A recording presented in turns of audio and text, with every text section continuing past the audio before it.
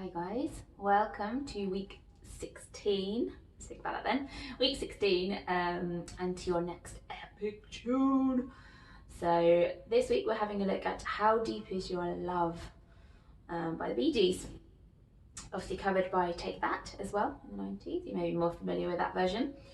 So this one I've categorised as a big song because although it's not quite as like anthemic perhaps as some of the others, there's a lot to it. There's a lot of interesting chords, there is some interesting timings, and the vocal kind of goes all over the place because, you know, it's the Bee Gees, so they're either singing up in falsetto or coming in here. There was also lots of them, and you know, so I'm going to show you how you can navigate the vocals. Okay, so let's look at chord shapes first of all. Some interesting chords, but nothing too crazy. So regular D, you all know that one I think, which is those three strings there on the second fret, leaving the A string open. To turn that into a D major 7, you need to bar the whole of the second fret and then put the ring finger on the fourth fret on that A string. Play it along with me, check that it sounds okay. To a D major 7. G major 7 is these three strings here. So it's like the opposite of the D. It's like the other three strings on that second fret. Okay, leaving this time the G string open at the top, G major 7. Okay, so that intro sorted. Those chords do come back again, so keep an eye on those.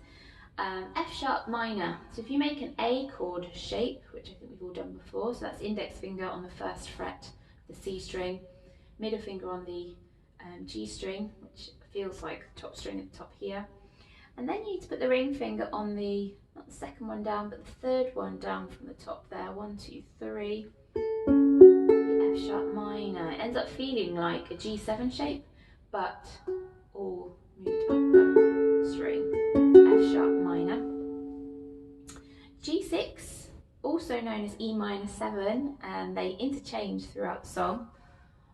In group sessions, we have sometimes talked about why chords are the same shape on the uke but have different names on here.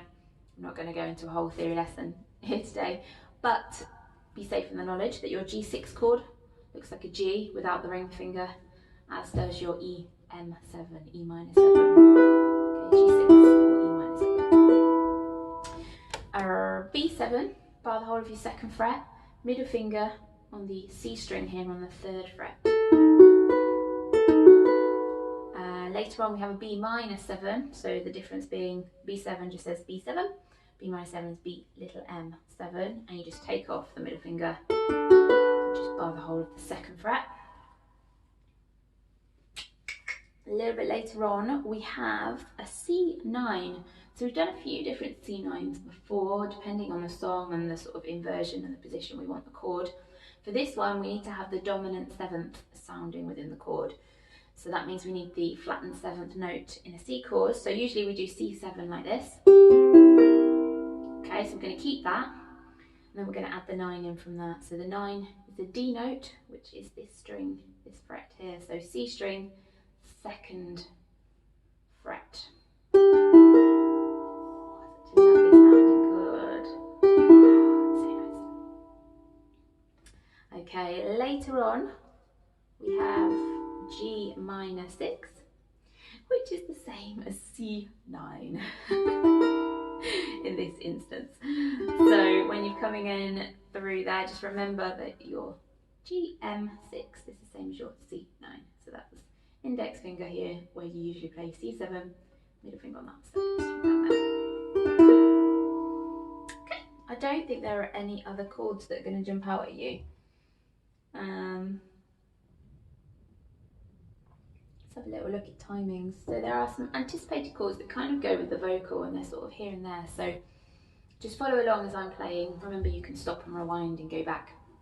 What I mean by anticipated chords is that they come in slightly before the beat. So with the introduction, we're going D for 2, 1, 2, 1, 2, and then 4 on the G major 7.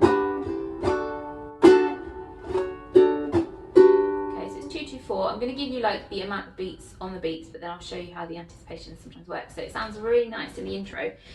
if you anticipate the D major 7. So we've gone down to the, we're just using our usual basic calypso strum pretty much through here. Down, down, up, down, up. So what we're doing is we're changing to the D major 7 before the 3rd beat. We're anticipating it, so it's coming in slightly early. We're going to do it on that up. So we're splitting our calypso strum. Down, down, up, down, up. G major 7 for the full 4. 1, 2, and 3, and 4, and. Okay? So that's how we anticipate chords within the calypso strum. We have done this a few times. There's your little reminder. 1, 2, and 3, and 4, and down, down, up. Okay? And that happens quite often because we've got lots of 2-beat chords all the way through, and often if you're thinking still in 4s, because this piece is counting in 4s, you're thinking of the 2nd of the pair, that is the one that gets slightly anticipated. And it sort of follows the words, so you'll see how we do it as we go along. So first verse, we've got 2 beats on the D. Know your eyes in the morning sun. 2 beats on all of these. I feel you touch me in the pouring rain. Till the A7, which is 4. And the moment that you wander, that's 2s, far from me. Until the B minor 7, which is 4. I wanna feel. E minor 7 is 4. A7 is 4. Then you come to me. G major 7 is 4 on a summer breeze. F sharp minus 4. E minor 7 is 4. C9 is 4. And it's me you need to show. How deep is your. Okay, so the G was 4 as well. So all of those in that little second half of the verse were 4 beats each. Now the vocal kind of crosses over, so some of the BGs would be finishing the verse and some would start the chorus. So we've just done the need to show how deep is your love, how deep. So that D on the word love is actually only 4 beats long, although it looks like it's lasting for much longer. How deep is your love, how deep is your love. Line of vocal is sort of coming in at the same time. It's quite tricky to do solo, but maybe when we're back together as a group we could separate parts out. Chaps, how's your falsetto? Hope you've been practicing over lockdown. Okay, so 4 beats then on that D. In the chorus we are now, a bit in bold. 4 Ds. How deep is your love? 4 on the D major 7. I really mean to learn. 4 beats on the G major 7 and the G minor 6. Cause we're living in a world of 4s. 4 beats on the D and D7, breaking us down. Let us be. So that was 8 beats on the B7.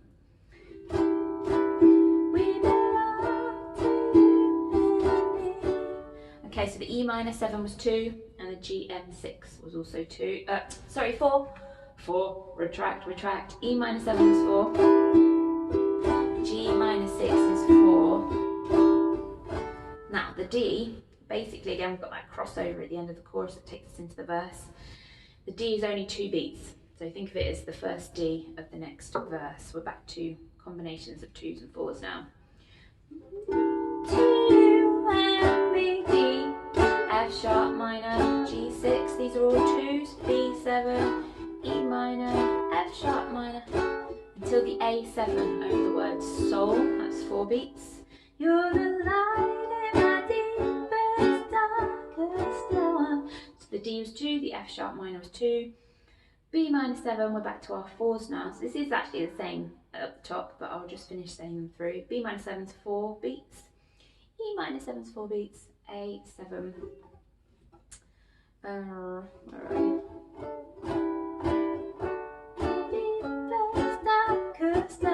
You're my savior when I fall, and you may not think these are all for care for you, but you know down inside that I really do, and it's me you need to show how whole second half, they were all 4 beats each, usual calypso strum. And that takes us back up to the chorus. So remember, and it's me you need to show. We sing, how deep is your love? Straight up. Your love, how deep is your love? I really need. That's that crossy over bit. We'll talk about the vocal in a sec. And then we finish that chorus. We belong to you and me. The D over me is basically that D that I've written for the ending. And we just loop around D, F sharp minor, G6. So 2 Ds, 2 F minor, F sharp minors, and then 4 beats on the C6. Deep is your love.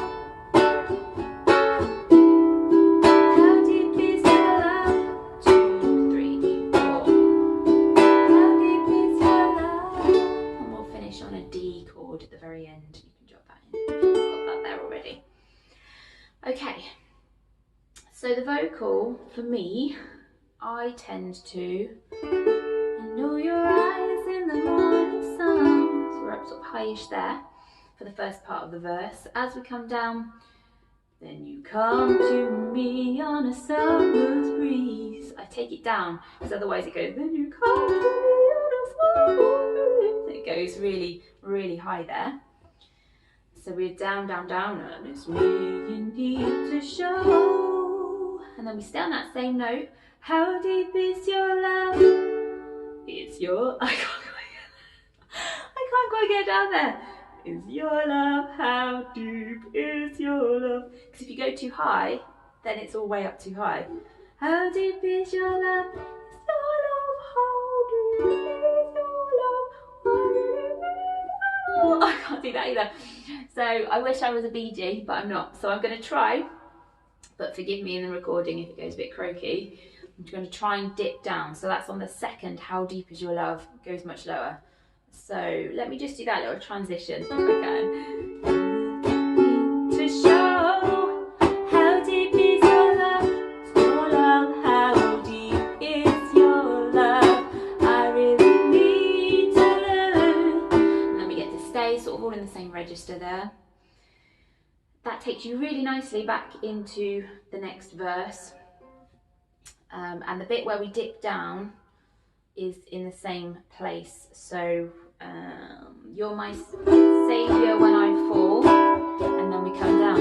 And you may not think that I care for you. So that's the bit where the vocal comes back down. But you know down inside that I really do. And it's me you need to show. And then we do exactly the same thing into the next chorus. How deep is your love? Is your love? How deep is your love? Okay, and that takes us to the end of the chorus. And then the last section, we just repeat that ending, singing, how deep is your love? You can put any harmonies in you want. Yeah, just enjoy it. We'll loop that around a few times and then just finish on a final D chord. Okay, so the chords that are anticipating the beat, I'm not going to point them all out because they kind of just go with the words. Follow along with me, but it's not the end of the world if you just do straight downward on the beat rhythms. It's totally fine. If you're struggling with that split calypso strum, just do straight downward strums. It works perfectly fine. Maybe you can work towards splitting that strum. Okay, so I'm going to have a sip of water. We're going to do it.